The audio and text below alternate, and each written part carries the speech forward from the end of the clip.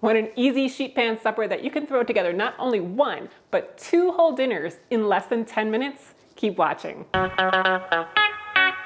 Hey, I'm Michele Spring of Thriving on Paleo, and today I want to share with you an Italian sheet pan supper, which is both paleo and AIP friendly, and just really easy and quick to make. Not only can you make one for tonight during dinner time, but while you're throwing that together, I'm going to show you how to throw another batch of it into a bag so that you have it in your freezer for some other time when you don't have time to cook or the energy. There's only 10 ingredients in this meal. Doesn't require a ton of chopping or anything, so those of you with arthritis or any other joint pains really shouldn't have to deal with too much of that.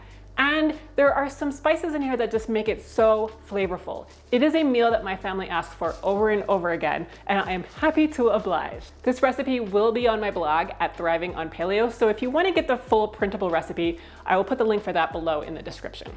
So let me go ahead and show you how easy this is. Preheat the oven to 375 degrees Fahrenheit. Cut the tough bottoms off of a bunch of asparagus, and then chop the remainder into 1-inch pieces. Spread the pieces on a baking sheet. I use parchment paper for easy cleanup. If you're making an additional meal to freeze, cut another bunch of asparagus and then place that into a freezer-safe container or bag. I'm just using a gallon-sized Ziploc bag.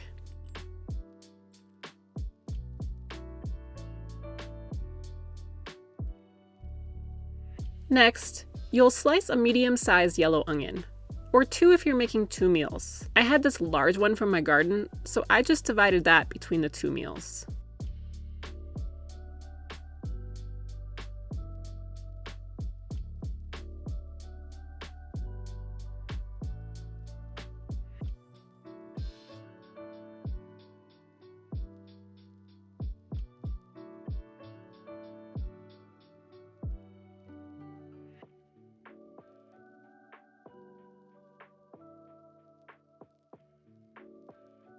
Add 8 ounces each of sliced mushrooms to the pan and bag.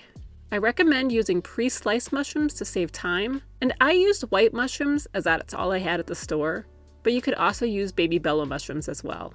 So next, you'll see that I'm dicing the chicken. I don't know why I went in this order.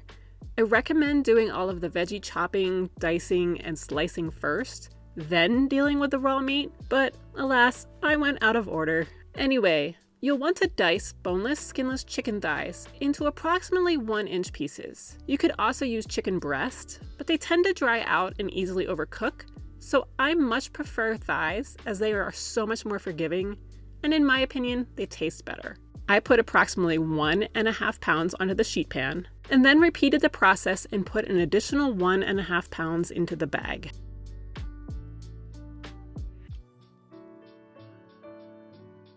Next, peel and dice 4 cloves of garlic and divide that between the sheet pan and then the bag.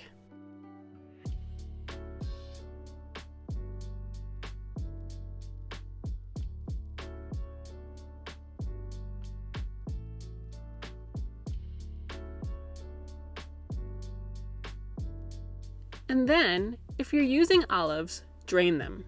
I say that because I always seem to receive comments that people hate olives, which is fine. Just omit them. It's not a problem in our house, as my younger son believes every meal should include olives. He could probably live off of olives alone because he loves them so much. And a fun fact, his name is Oliver, so it's appropriate. I'm using pre-sliced Kalamata olives for this recipe, but you could also replace it with any olive you prefer. Just be careful if you're on AIP that you don't use one with pimentos or any other non-compliant ingredients. I divided this 1 jar between the sheet pan and bag. Then the recipe calls for approximately 2 tablespoons of avocado or olive oil. I just pour it straight onto the pan or into the bag and I count 1 Mississippi, 2 Mississippi to save time from having to measure it. It really doesn't matter if it's exact.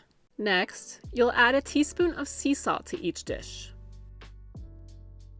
And then 2 teaspoons of the Italian seasoning to each dish.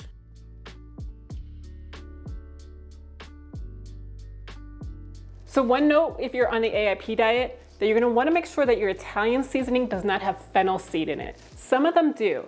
This is the McCormick brand and it doesn't, but just be sure by checking the ingredients that it doesn't. And then add 1 teaspoon of dried basil to each dish. Toss everything on the sheet pan together to make sure everything is coated evenly with oil and seasoning.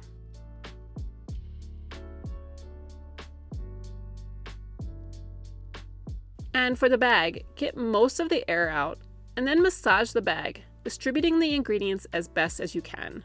You may have to toss it a little bit more when you eventually put it on the sheet pan, but do your best now.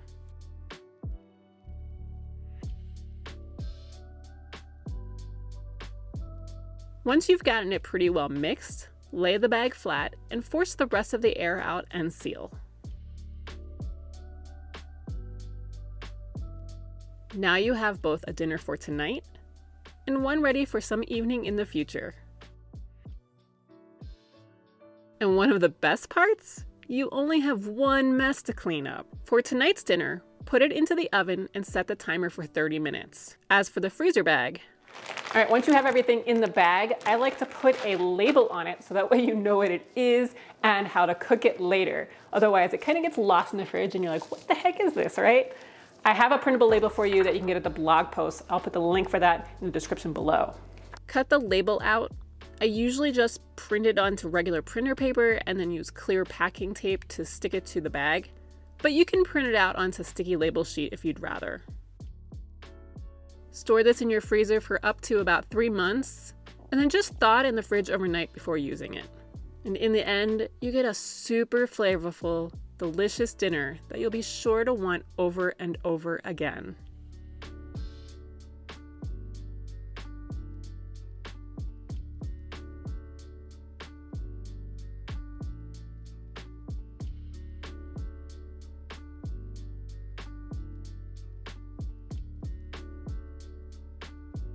Told you that was easy, and it's so delicious too.